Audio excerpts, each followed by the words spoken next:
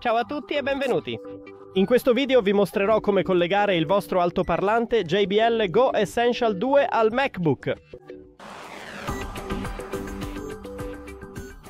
Dovete iniziare cliccando una volta sul pulsante Windows in alto, ma se non lo avete basta andare nel pannello di controllo e cliccare qui su Bluetooth.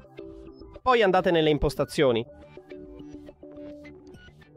E dopo, proprio qui in cima all'altoparlante, abbiamo il pulsante di accensione. Premetelo una volta e se vedete questa luce LED qui, significa che l'avete acceso. Dopodiché premete una volta il pulsante Windows per entrare in modalità abbinamento. Ecco fatto, ora possiamo vederlo nell'elenco dei dispositivi. Basta cliccare su Connetti accanto ad esso.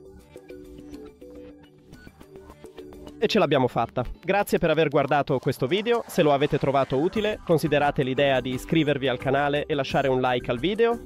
A presto!